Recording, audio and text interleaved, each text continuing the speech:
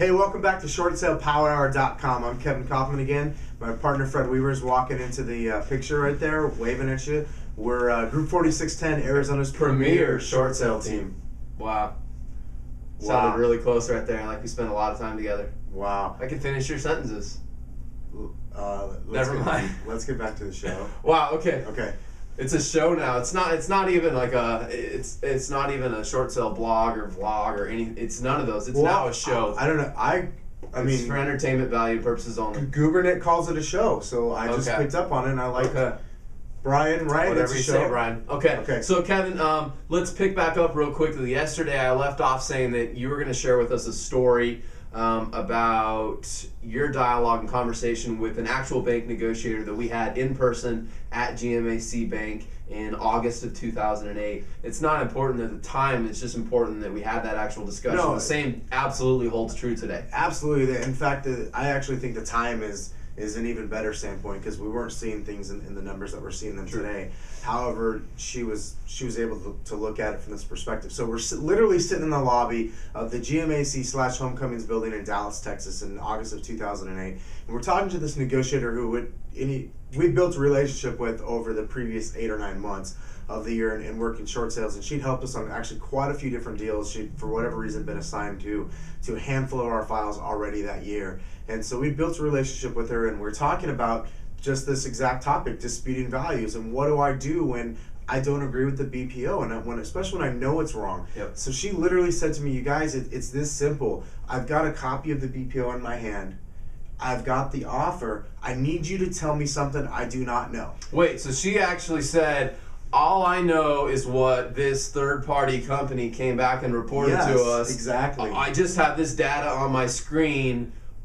What else do you want me to do? Yeah. Like she actually acknowledged I'm not the expert of the Arizona real estate market or even the Texas real estate market or wherever, name your city and location. Absolutely not. In fact, she quite frankly understands that real estate agents are the experts, and she said to me, I just need you to share more information with me.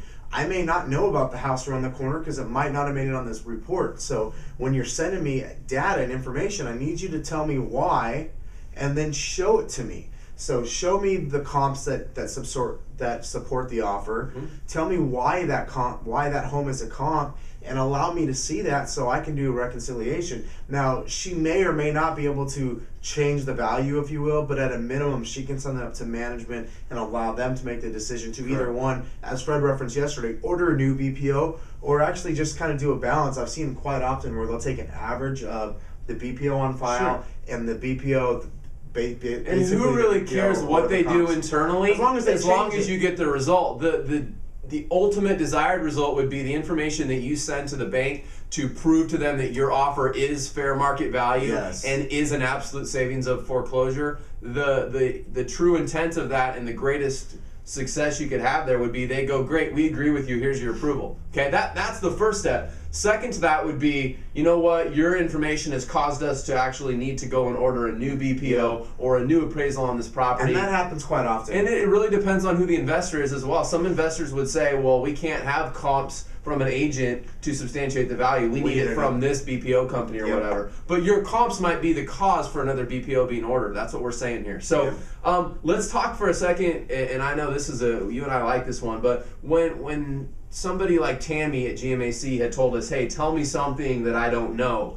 A lot of you would just submit comps, okay? But Kevin and I are going to challenge that and say... That's where you're falling short. Say you need to go completely a lot further than that, okay? So in addition to comps, here's what Kevin and I would submit to somebody like Tammy if we had a value dispute where they were wanting us to counter the buyer or whatever. We would send in our listing history, or what we also refer to as our pricing history. What that is it's a sheet. Now in our MLS, it tracks all this for us, and I would assume that most years around the country do as well. It says, hey, Kevin and Fred entered this listing on November 1st for $200,000.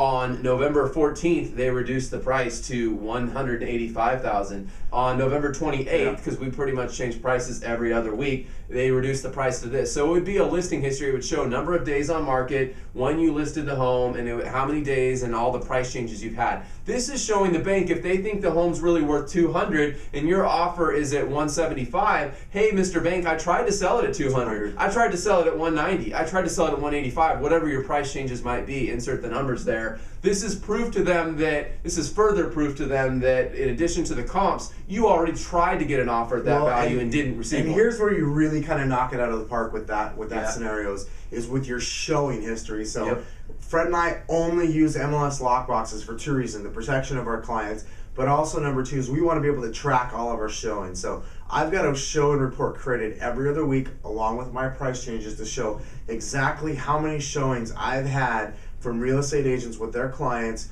over that time period that I had it priced at the set dollar amount. So in Fred's example, the $200,000, if I had no showings or one showing, clearly that's further indication that $200,000 is not fair market value. Correct. So if I can show them as I creep down to say 185, I got 4 or 5 showings at 2 weeks. Okay, now we're getting a little bit closer. Now if I come down to 175 and all of a sudden I've got 10 showings in a 2-week period, clearly I'm what I would call getting hot in my pricing, and I'm right there where we're going to get an offer at. Correct. And when the offer comes in at 175 or 170, that's easily substantiated by that information. Yeah, I mean, you might end up having 20, 30, 40, 50 showings on this particular home before you get an offer. Now, hopefully it doesn't take that many, but if you've got a property that's a little beat up, that maybe other comps in the neighborhood are selling at a higher value, but yours has some negative, effects to it, maybe cosmetics, maybe it backs to a busy street, whatever, doesn't matter. Now you're not just submitting comps to the bank, you're also submitting a listing and pricing history,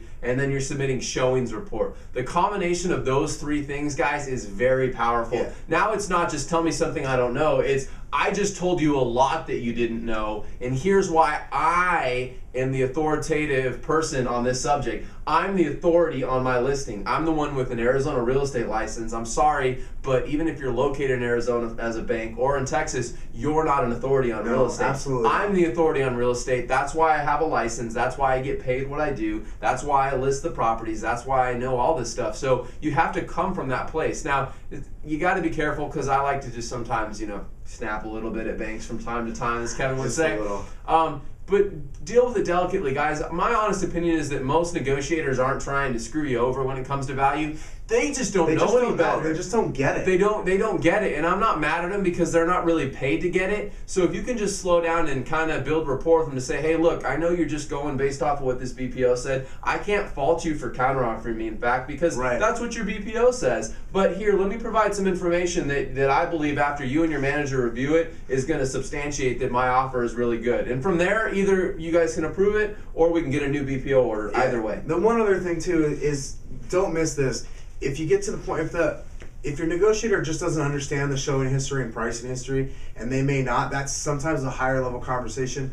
I assure you, some executive level or senior manager level at the bank does get that. I can't tell you how many times where we've been just head on a dispute, and that's what's been the difference maker, is the showing history and the pricing history when we're speaking to someone in a higher level management position. So don't ever let them tell you can't change the price. The BPO can always be changed, okay guys? So just wanted to drive that home today with a few examples.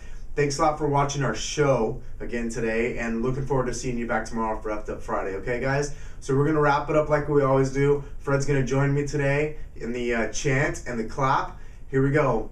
Short sale power hour. Short sale power hour. Crush it.